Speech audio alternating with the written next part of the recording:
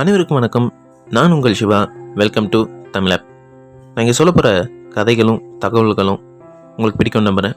பிடிச்சிருந்தா லைக் பண்ணுங்கள், ஷேர் பண்ணுங்கள், அண்ட் மறக்காமல் நம்ம தமிழ் ஆப் சேனலை சப்ஸ்கிரைப் பண்ணுங்கள். சரி வாங்க, இன்றைய தகவலுக்கு போகலாம். ஒருத்தர் வந்தார். உங்ககிட்ட ஒரு விவரம் கேட்டு தெரிஞ்சுக்கணும்னு வந்திருக்கேன். உங்களுக்கு தான் அது நல்லா தெரிஞ்சிருக்கும்ன்றது என்னோட நம்பிக்கை அப்படின்னார். அதை கேட்ட அவரோட நண்பருக்கு ரொம்பவே பெருமையாக இருந்தது. சரி கேளுங்கன்னாரு. சாப்பிட்றது எப்படின்னு கேட்டார். இதை கேட்ட நண்பருக்கு ஒரு மாதிரி ஆயிடுச்சு. ஏன் சார் இதை கேட்குறதுக்கா இவ்வளோ தூரம் மெனக்கெட்டு வந்தீங்கன்னாரு. ஆமாங்க, நீங்கள் அதை பற்றி எங்கேயாவது படிச்சிருப்பீங்க அல்லது கேள்விப்பட்டிருப்பீங்க, அதனால் உங்களுக்கு தெரிஞ்சிருக்கும்னு நினச்சேன்னாரு. சரி இப்படி வந்து உட்காருங்க. நம்ம முன்னோர்கள் சில முறைகளை சொல்லி வச்சுருக்காங்க, அதை சொல்கிறேன்னு ஆரம்பித்தார் நண்பர். விஞ்ஞானிகள் சொல்கிற செய்தினா அது காரண காரியத்தோடு இருக்கும். ஏன் எதுக்குன்னு கேட்டால் அதுக்கு பதில் இருக்கும். இது முன்னோர்கள் சொன்னது. இதில் ஏன் அப்படி, எதுக்காக இப்படின்னுலாம் கேட்டுட்டு இருக்கக்கூடாது.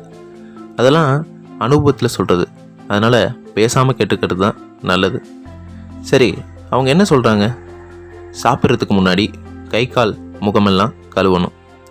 இன்றைக்கி நம்மள எத்தனை பேர் இதை செய்கிறாங்க? நின்று கொண்டு சாப்பிடக்கூடாது, கட்டில் மேலே உட்காந்துக்கிட்டு சாப்பிடக்கூடாது, படுத்துக்கிட்டு சாப்பிடவே கூடாது.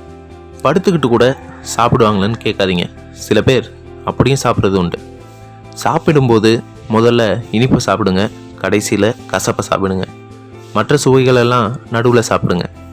சாப்பிடும்போது தண்ணீர் குடிக்க வேண்டாம், விக்கல் எடுத்தால் மட்டும் தண்ணி குடிக்கலாம். சாப்பாடு சூடாக இருக்கும்போதே சாப்பிடுங்க. நம்ம உடம்புக்கு எது ஒத்துக்குதோ அதை தான் சாப்பிடணும். நம்ம உடம்புக்கு ஒத்துக்காத எதையும் சாப்பிடவே கூடாது.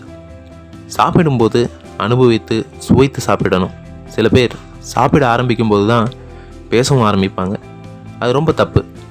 சாப்பிடும்போது பேசக்கூடாது, அரட்டை அடிக்கக்கூடாது.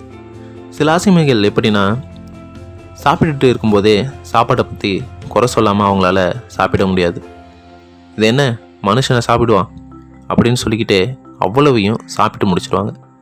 அது சரியில்லை, இது சரியில்லைன்னு சொல்லிகிட்டே தான் சில பேர் சாப்பிடுவாங்க. ஆகா எவ்வளவு நல்லா இருக்குன்னு சொல்லிக்கிட்டே சாப்பிட்றவங்க ரொம்ப குறைச்சல். சாப்பிடும்போது சாப்பாட்டை குறை சொல்லாமல் சாப்பிட்றது ஒரு நல்ல பண்பு. ரொம்ப கோபத்தில் இருக்கீங்களா, அல்லது ரொம்ப வருத்தத்தில் இருக்கீங்களா, கவலையில் இருக்கீங்களா, இல்லை துக்கத்தில் இருக்கீங்களா, அது மாதிரி சமயத்தில் சாப்பிடக்கூடாது. எப்போ சாப்பிட்டாலும் பாதி வயிறு சாப்பாடு, கால் பாகம் தண்ணீர், மீதி கால் பாகம் காலியாகவே இருக்கணும். வயிறு முட்டை சாப்பிட்றேன்னு சொல்கிறது தப்பு. இரவில் சாப்பிட்டதுக்கப்புறம் உடனே படுத்துடக்கூடாது. கொஞ்ச தூரம் நடக்கலாம், இல்லைனா உட்காந்துருக்கலாம். அப்போ தான் உணவு செரிக்கும். சாப்பிட உட்காடுறீங்களா, அதுக்கு முன்னாடி உங்களுக்கு பசிக்குதான்னு யோசிச்சு பாருங்கள். பசி எடுத்த பிறகு கையை வாய்க்கு கொண்டு போகிறோனோ, பசி அடங்குவதற்குள்ளே கையை வாயிலிருந்து விலக்கி கொள்கிறோனோ நோய் வாய்ப்பட மாட்டான் அப்படிங்கிறது பெரியோர் வாக்கு. மருந்தென வேண்டாவாம் யாக்கைக்கு அருந்தியது அற்றது போற்றி முனின். இது குறள். அதாவது சாப்பிட்டது செரிச்சிட்டுதா, அதுக்கப்புறம் சாப்பிடு, உனக்கு நோயே வராதுங்கிறார் வள்ளுவர்.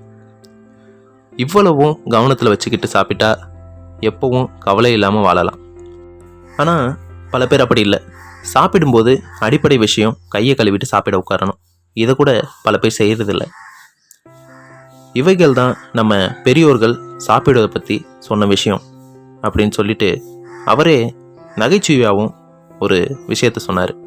ஒரு அம்மா கவலையோடு சொன்னாங்க, என் பையன் சாப்பிட்றதுக்கு முன்னாடி கையை கழுவவே மாட்டேங்கிறான் அப்படின்னாங்க. அதுக்கு இன்னொரு அம்மா சொன்னாங்க, அது கூட பரவாயில்லைங்க, என் பையன் சாப்பிட்றதுக்கு அப்புறமும் கையை கழுவ மாட்டேங்கிறான் அப்படின்னாங்க. சாப்பிடுவது ரொம்பவே சுலபம். ஆனால் அதை செய்யும் முன்னாடியும் அதை செய்த பின்னையும் நாம் செய்ய வேண்டிய விஷயங்கள் இவ்வளவு இருக்குது. இந்த சின்ன சின்ன செயல்களை எல்லாம் நாம் குழந்தைகளாக இருக்கும்போதே பழக்கப்படுத்தினா வருங்காலத்தில் அவங்க அதை கடைபிடிப்பாங்க. ஓகே கேஸ், மீண்டும் ஒரு நல்ல தகவலோட அல்லது கதையோட உங்களை சந்திக்கும் வரை உங்களிடமிருந்து விடைபெறுவது உங்கள் சிவா. மறக்காமல் நம்ம தமிழ் ஆப் சேனலை சப்ஸ்கிரைப் பண்ணுங்கள். பாய்.